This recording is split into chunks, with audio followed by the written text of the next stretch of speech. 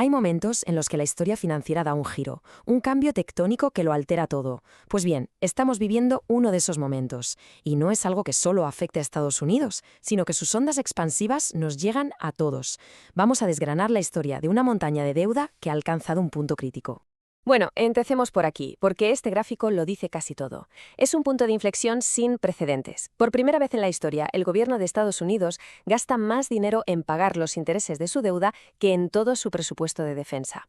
Pensemos un segundo en lo que eso significa. Más dinero en intereses que en mantener al ejército más poderoso del planeta. Una auténtica locura. Y esta es la cifra que lo explica todo, 37 billones de dólares. Es un número tan absurdamente grande que es difícil de imaginar. Para ponerlo en perspectiva, es como sumar las economías de China, Japón, Alemania y el Reino Unido, juntas. Toda esa riqueza es lo que debe Estados Unidos. Y ojo, que esto ya no es cosa de 4 alarmistas. Los economistas más serios están contemplando un escenario que hace unos años era simplemente impensable. Así que la pregunta es obligada. ¿Cómo? ¿Cómo se ha llegado hasta aquí? Pues bien, para entender cómo se ha formado esta bola de nieve hay que mirar hacia atrás. Y lo interesante es que esto no es culpa de un solo partido, es el resultado de una idea, una política compartida por ambos que ha durado décadas. Esta cronología es reveladora. Durante más de 40 años, da igual si gobernaban demócratas o republicanos, la filosofía era la misma, una que se popularizó en los 80. Los déficits no importan.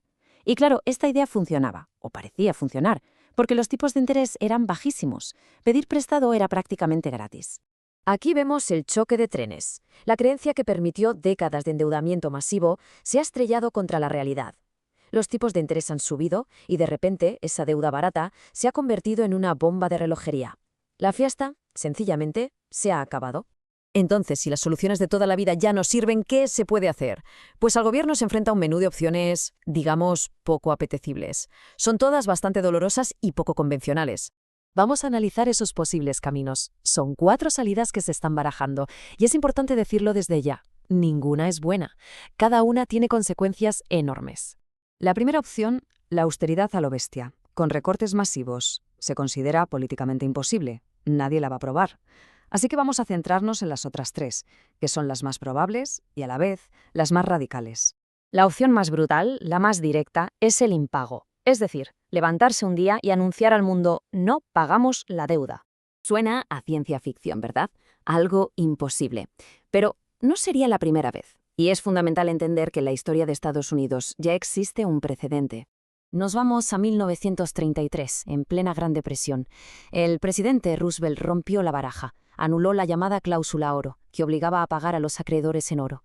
Al hacerlo, de la noche a la mañana, devaluó toda la deuda del país. Es la prueba de que cuando la presión es máxima, lo impensable se convierte en una opción real. La segunda vía es más sutil, más silenciosa, pero puede ser igual de destructiva. Usar la inflación como un arma para reducir la deuda. En el fondo es un impago encubierto. Es una forma de no pagar pagando. El gobierno te devuelve tu dinero, sí, pero lo hace con dólares que por la inflación han perdido gran parte de su valor. Es como devolver una deuda de 1.000 euros con billetes que ahora solo compran lo que antes comprabas con 100. El problema es que jugar con fuego te puedes quemar. Este camino nos podría llevar de vuelta a los años 70, a una inflación descontrolada por encima del 14%. Esto aniquila los ahorros de la gente, sobre todo de los que menos tienen. Desestabiliza toda la economía global y, para colmo, ni siquiera soluciona el problema de raíz. Y llegamos a la tercera herramienta, una con un nombre que ya asusta un poco: la represión financiera.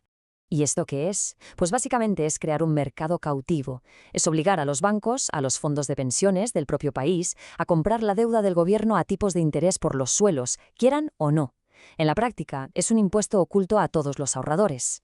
Y ojo que esta estrategia ya se usó con mucho éxito después de la Segunda Guerra Mundial para liquidar la gigantesca deuda de la guerra. Funcionó.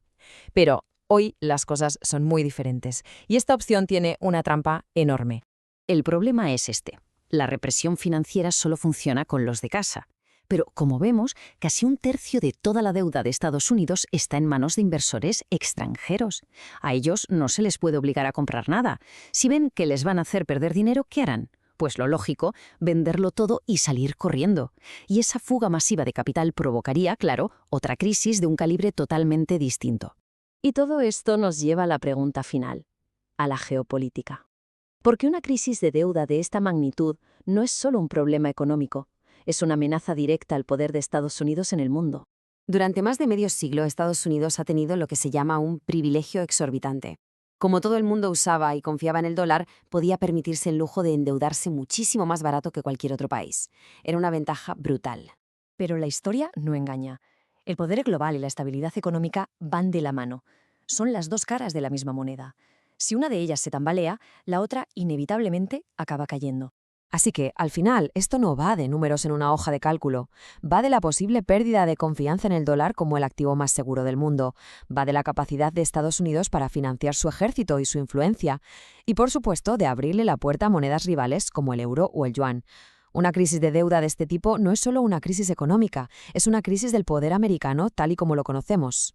El futuro es incierto, nadie tiene una bola de cristal, pero la trayectoria actual de la deuda nos obliga a plantearnos una pregunta fundamental sobre el futuro de las finanzas y el poder en el mundo. El sistema global se ha basado durante décadas en la confianza en el dólar, y esa confianza, por primera vez, empieza a mostrar grietas muy serias.